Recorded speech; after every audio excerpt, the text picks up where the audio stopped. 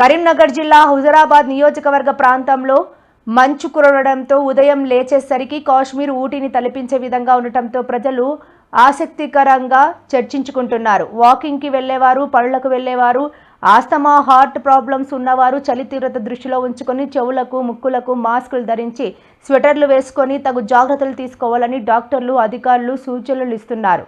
Vehicles నడిపే డ్రైవర్స్కు మంచు ప్రభావంతో ఎదురుగా వచ్చే వాహనాలు కనిపించకపోవడంతో భయాందోళనకు గురి అవుతున్నారు.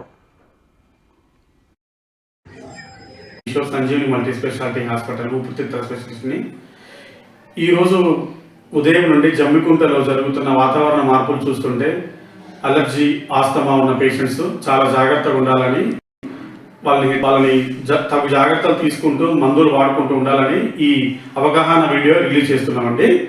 ఖచ్చితంగా అత్యవసర పరిస్థితులు కానీ, అత్యవసర పనులు ఉంటేనే బయటికి రావాలండి. పొద్దున కానీ, రాత్రులు కానీ వచ్చిన వాళ్ళు కూడా కంపల్సరీ మాస్కులు కానీ, మంకీ క్యాప్లు కానీ, స్వెటర్లు మెయింటైన్ చేసుకుంటూ ఈ వచ్చిన మార్పులు అంటే ఈ చలి వాతావరణానికి, ఈ మంచుకి వాళ్ళు ఎక్స్పోజ్ అయ్యి లేని ఊపిరితిత్తుల సమస్యలు తెచ్చుకోకూడదు అనేది మా అభ్యర్థన.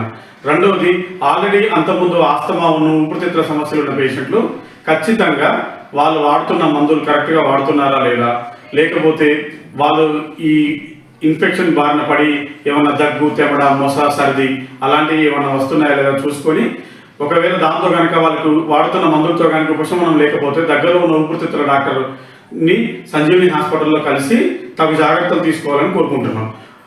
దీంతో పాటు స్కూల్లోకి వెళ్తున్న చిన్నపిల్లలు ఎర్లీ మార్నింగ్ వాళ్ళు ఖచ్చితంగా తగు జాగ్రత్తలు తీసుకోవాలండి. లేకపోతే పిల్లల్లో న్యూమోనియాలు కానీ, ఈ అలర్జీ సమస్యలు కానీ రావడానికి ఆస్కారం ఎక్కువ ఉండింది. కాబట్టి వాళ్ళు కూడా తగు జాగ్రత్తలు తీసుకోవాలని విజ్ఞప్తి చేస్తున్నాం. Thank you.